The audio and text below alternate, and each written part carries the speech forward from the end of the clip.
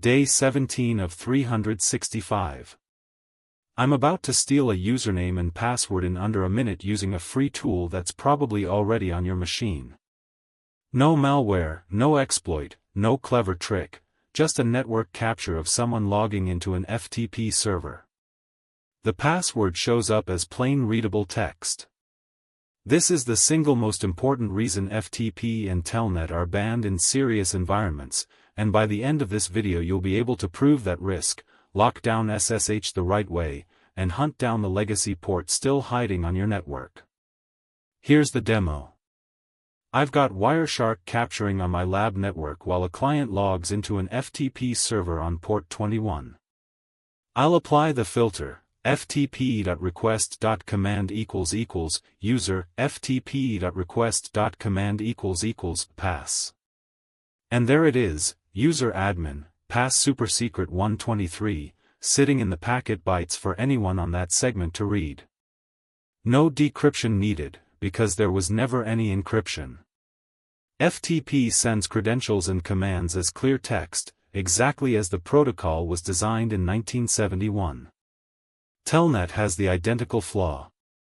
It was the standard way to remotely administer routers, switches, and Unix boxes for decades.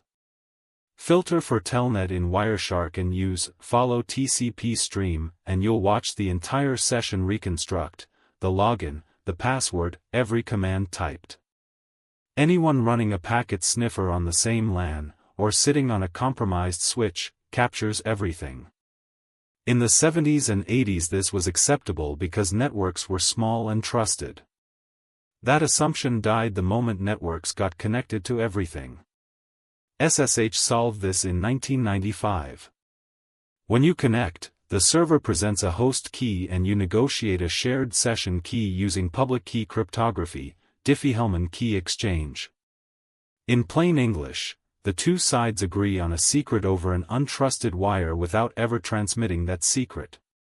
Everything after the handshake is encrypted, so a sniffer sees nothing but ciphertext. SSH replaced both Telnet for remote shells and FTP for file transfer. That's what SFTP is, file transfer riding inside an SSH tunnel. But installing SSH isn't the same as securing it. Let's harden sshd_config. First, kill password logins entirely, set password authentication no, and use key pairs, which defeats brute force and credential stuffing in one line. Next, allow users deploy admin, so only named accounts can even attempt a login. Then, max authorize 3 to cut off password guessing sessions.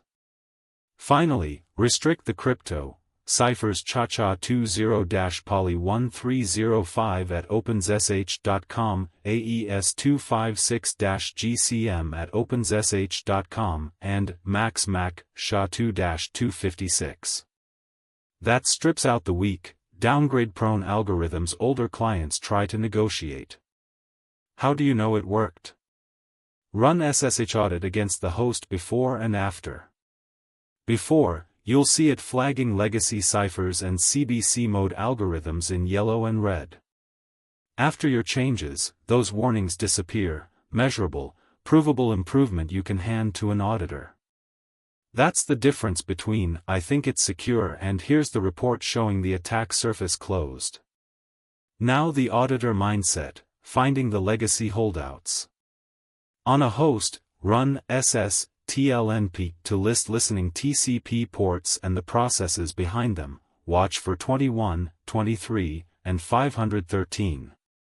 Across a subnet, run nmap sv10.0.0.0/24 and grep for those same ports to see which boxes still expose FTP, Telnet, or Login. On Windows, testnet connection, computer name host, port 23 probes for Telnet, and getnet firewall rule shows whether the firewall is even blocking it. When you find one, write the finding with a fix. VSFTPD becomes SFTP, Telnet becomes SSHD. Day 17 done. The takeaway: protocols are security decisions, not just technical choices, FTP and Telnet leak credentials in clear text, SSH encrypts by design, and your job is to prove the risk and replace the holdouts. Subscribe for day 18.